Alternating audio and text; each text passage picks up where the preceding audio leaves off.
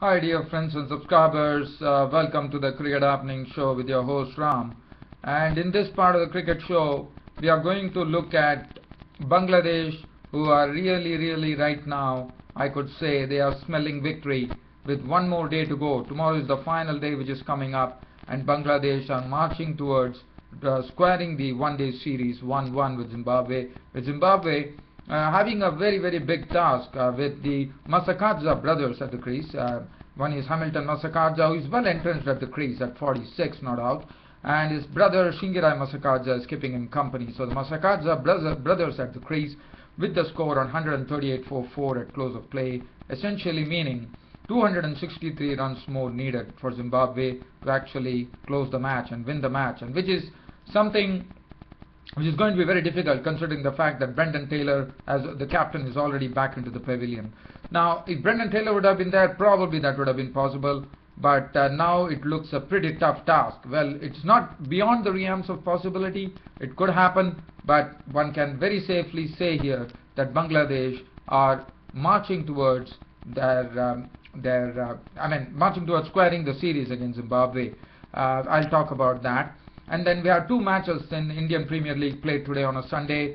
One was the first match which was played between Chennai Super Kings and Kolkata Knight Riders. Well, it was a good match. There was some excitement in the front, but finally it was Chennai Super Kings who prevailed with some very good knock played by Michael Hussey, who has been Mr. Consistent as far as the Indian Premier League is concerned. We know he's been known as the Mr. Consistent in cricket. But yes, in the Indian Premier League, he definitely showed that Mr. Consistent thing by once again making 95 runs of 59 balls with 11 fours and 2 sixes. Got good support from the other opener, Ridhiman Saha, who really surprised everybody with his pyrotechnics, because he made 39 of 23 balls with 4 fours and 2 sixes, and the partnership was 103, and that's what enabled Chennai Super Kings to reach a score of 200 for 3, which made it, I wouldn't say difficult, but it was, I'll come to that. Basically, Kolkata Knight Riders finished with 186. So Chennai Super Kings winning the match by 14 runs at the M.A. Chidambaram Stadium in Chepauk in Chennai. The 39th match was played at the new ground, I am told it was one of the second largest grounds in India now. This is the first time an international match is being played here in Raipur in Chhattisgarh. People flocked the ground, and well, they definitely had value for money there, because the Delhi Daredevils would have been very glad that they got their second victory under the belt, and Pune Warriors went on to the bottom of the pile now as far as the Indian Premier League 2013 is concerned. Daredevils winning the match by 15 runs, but there was some excitement there, but we'll come to that later.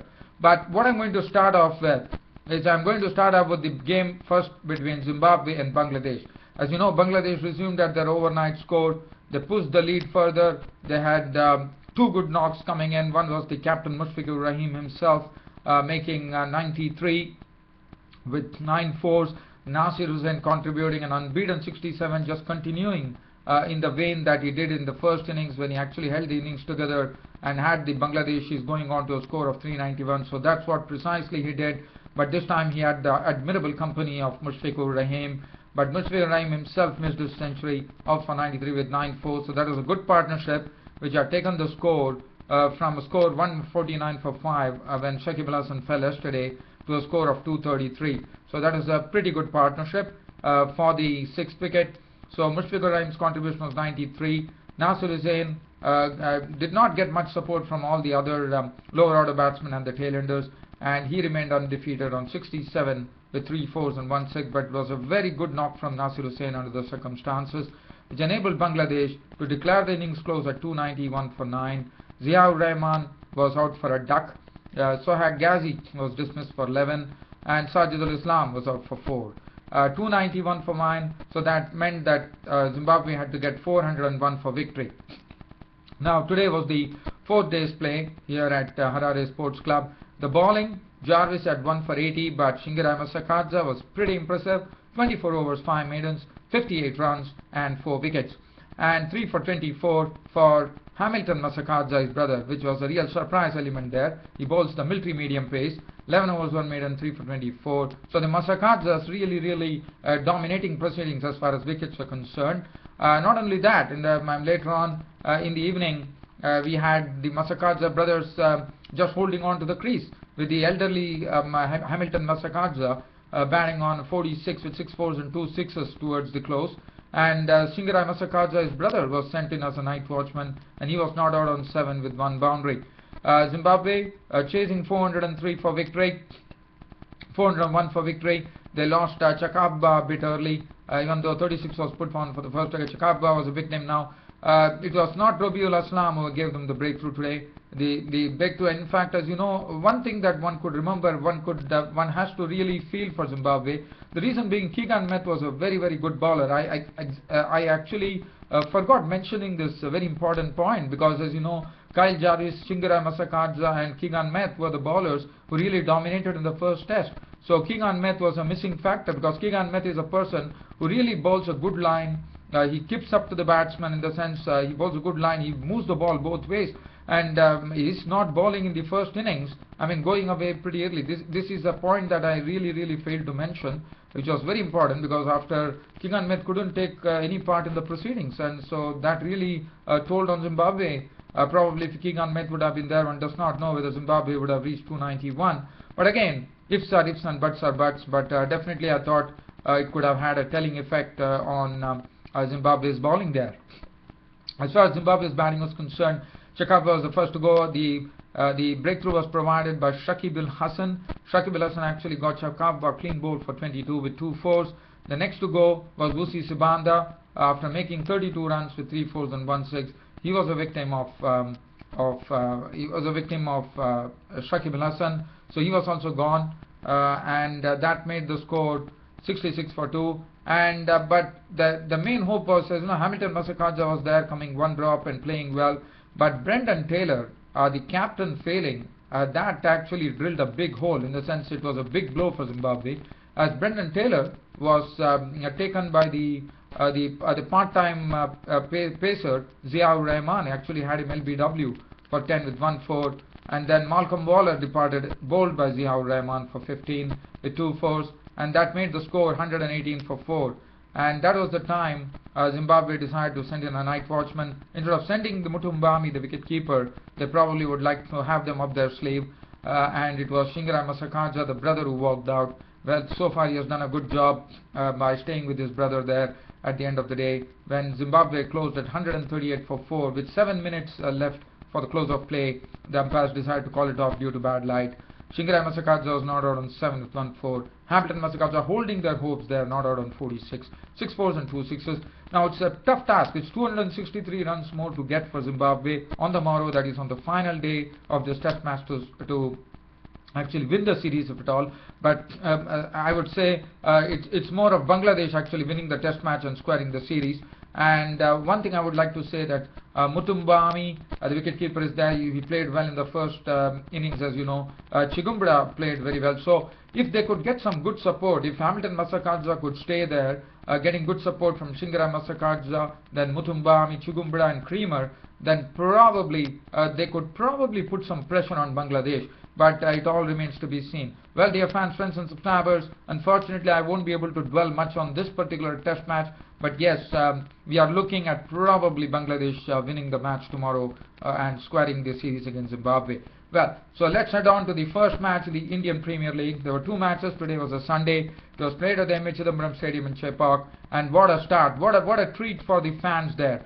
In fact, probably the fans would have been surprised that they saw Michael Hussey opening with a new partner, Riddhiman Saha, and not Murli Vijay. Now, Murli Vijay and Michael Hussey have combined well, and Michael Hussey has been Mr. Consistent, and today he was in tremendous form. In fact, both of them were really putting the ball into the sword.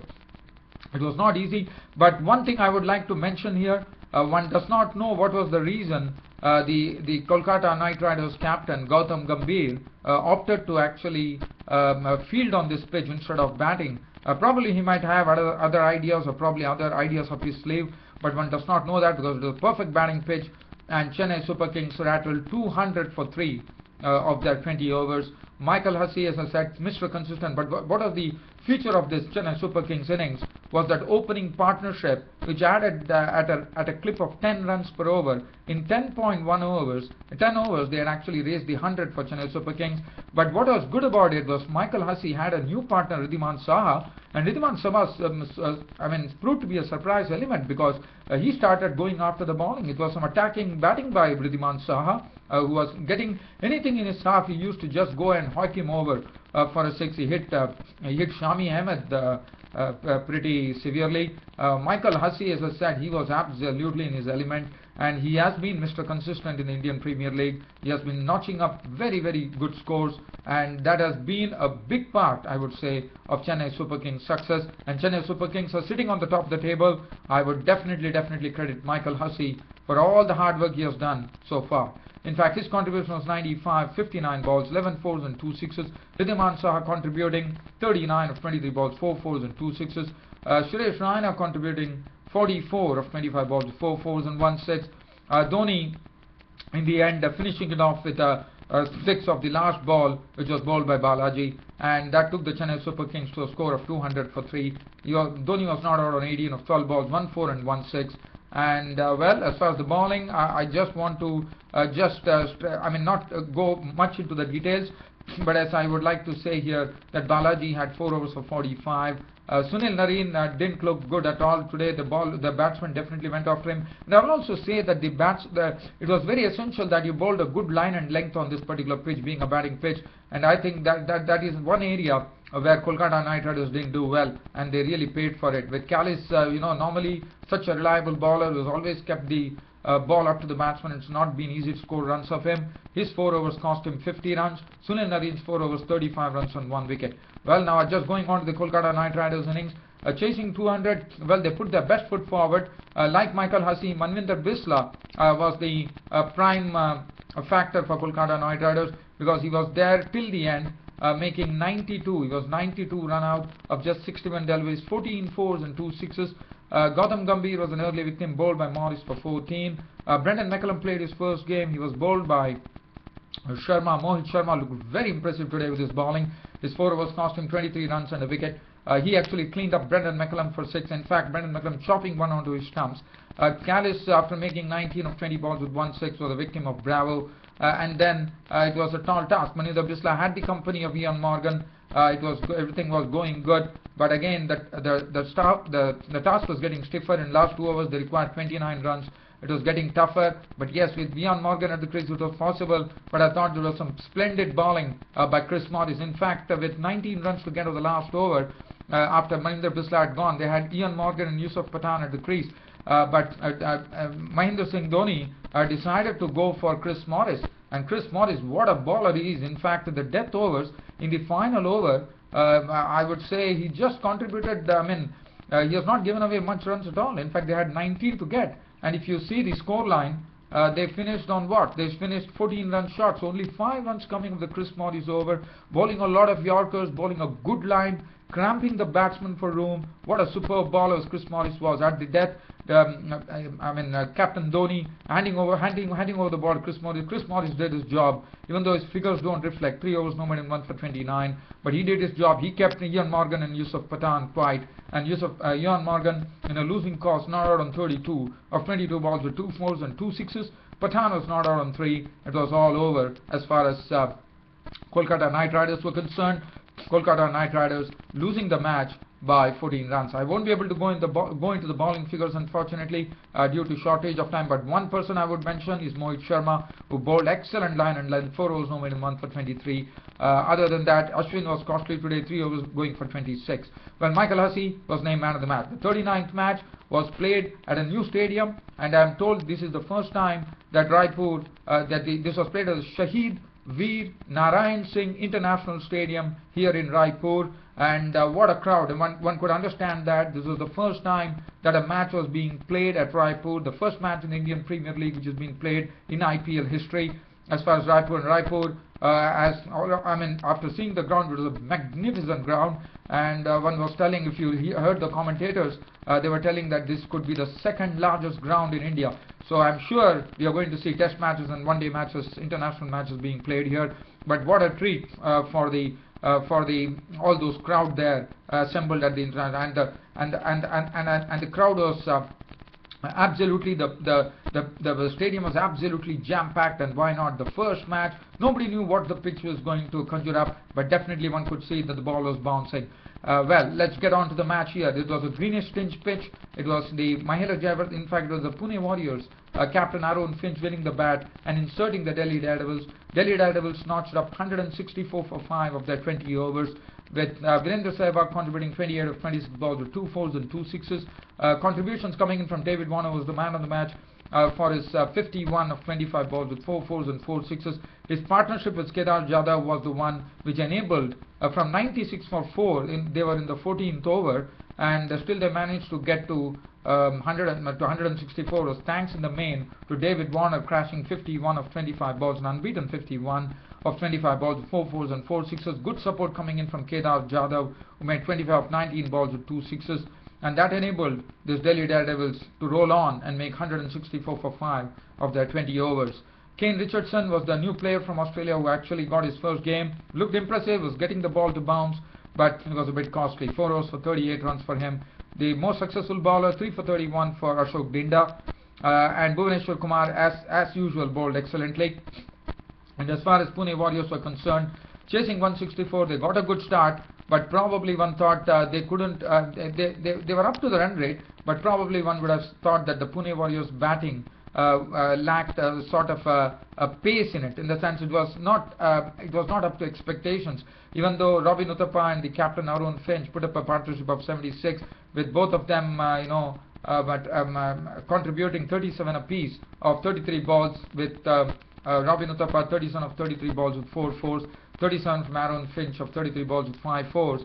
That was really not enough. Yuvraj Singh made 31 of 24 balls with 4 4s, and then Luke Wright made 19 of 18 balls with 3 4s. Stephen Smith in the end was not out on 17 of 8 balls with 2 4s and 1 6. But I would like to really commend the bowling here. They finished at 149 for 4, so that essentially meant that the Delhi Daredevils winning their second match in the Indian Premier League by 15 runs.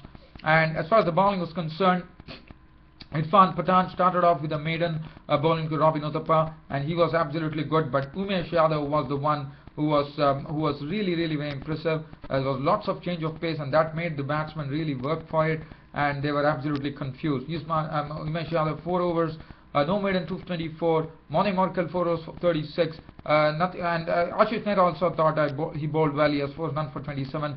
Shahbaz Nadeem was given the last over to bowl. He did an excellent job. 4 overs, no maiden, none for 30, and Delhi Daredevils winning the match by 15 runs, with player of the match being David Warner. And Pune Warriors finishing at the bottom, at the current standings, at the bottom of the Indian Premier League 2013, with Delhi Daredevils improving their position. Well, dear fans, friends and subscribers, we have 2 matches coming up tomorrow. The first match which is coming is between Rajasthan Royals and the Royal Challengers Bangalore at Jaipur. Who would like to miss this match? Everybody would be seeing who is winning the toss, and if Gale is batting, nobody is going to move away from the TV set for sure. I, for one, won't do that. And Mumbai Indians would be taking on the Kings 11 Punjab at a Wankhede Stadium in Mumbai. Well, dear fans, friends and subscribers, that concludes my today's show as far as the cricket happening show is concerned, but promising you that I'll be back with this cricket show tomorrow. Until then, it's goodbye. Thank you.